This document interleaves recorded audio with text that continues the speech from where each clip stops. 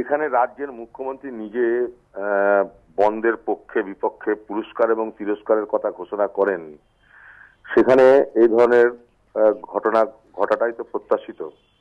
কারণ এখানে সরাসরি যিনি রাজ্যের দায়িত্বে আছেন, যিনি রাজ্যের সর্বোচ্চ কর্ত্রী, তিনি যদি উৎসাহিত করেন যে বন্ধের পক্ষে এবং বিপক্ষে তিরস্কার পুরস্কারের কথা, তাহলে স্বাভাবিকভাবে তার নিচের তলায় তার যারা লোক আছেন তারা তো উৎসাহিত হবেন এবং উৎসাহিত হয়ে এই ঘটনা ঘটিয়েছেন। আর যিনি বন্ধের বিরুদ্ধে আজকে বড় প্রবক্তা হয়ে বাজারে প্রতিষ্ঠিত করতে চেষ্টা করছেন, মমতা ব্যানার্জি, তার নেতৃত্বে পশ্চিমবঙ্গে কত বন্ধ কত অবরোধ হয়েছে তার ইতিহাস আমাদের সকলের জানা আছে। সিঙ্গুর আন্দোলনকে কেন্দ্র করে গোটা দুর্গাপুর এক্সপ্রেসওয়েকে সপ্তাহের পর সপ্তাহ বন্ধ রেখেছিলেন কে?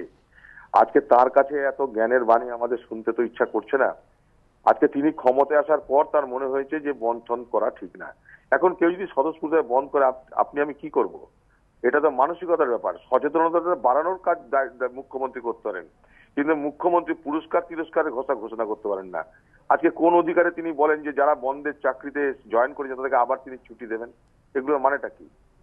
আজকে পশ্চিমবঙ্গে যা কিছু বিশৃঙ্খলা, সে প্রশাসনিক বিশৃঙ্খলা, সামাজিক বিশৃঙ্খলা, সবকিছুর পিছনে পশ্চিমবঙ্গের মুখ্যমন্ত্রীর অপরিণামদর্শিতা সব থেকে বড় কারণ।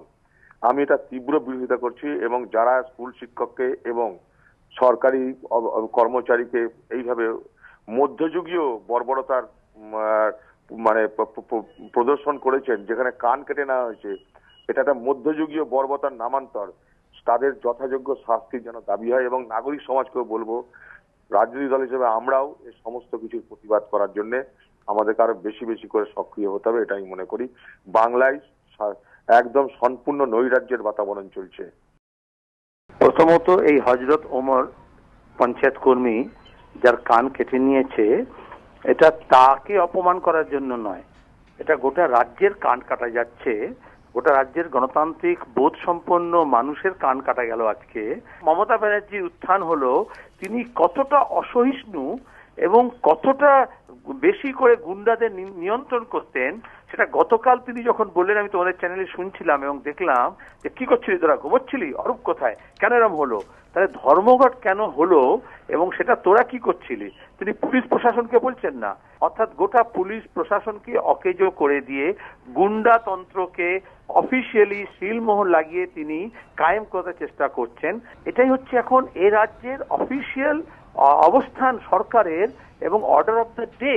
মুখ্যমন্ত্রীর এটা নির্দেশ। যে সমস্ত গুন্ডাদের নিয়ন্ত্রণ করতেন বলে ভোটের আগে তিনি বলেছিলেন, এখন তাদেরকে নিয়ন্ত্রণহীন, বলগাহীন করে দিয়েছেন এবং এরা একেবারে হিংস্র জীবের মতো। আমি ইচ্ছে করে বলছি, পরে কোনো কোনো বুদ্ধিজীবী বলবেন এরকম শব্দ কেন প্রয়োগ করা হয়েছে, কিন্তু হিংস্র জীবের মতো তারা, যেহেতু তাদের গলার চেইনটাকে খুলে দিয়েছেন তিনি এবং তাদেরকে ঝাঁপিয়ে পড়তে বলেছেন, তারা কোথাও কখনো হরিয়ারপাড়ায়, কখনো জলঙ্গিতে, কখনো গার্ডেন রিচে, কখনো পুলিশের ওপরে, কখনো মাস্টারমশাইয়ের ওপরে, কখনো ট্রেড ইউনিয়ন কর্মীর ওপরে, কখনো পঞ্চায়েত কর্মীর ওপরে, কখনো বিরোধী দলের নেতা নেত্রীর ওপরে, কখনো যাদবপুরে তোমাদের সংবাদ মাধ্যমের সাংবাদিকের ওপরে তাদেরকে লেলিয়ে দেওয়া হচ্ছে।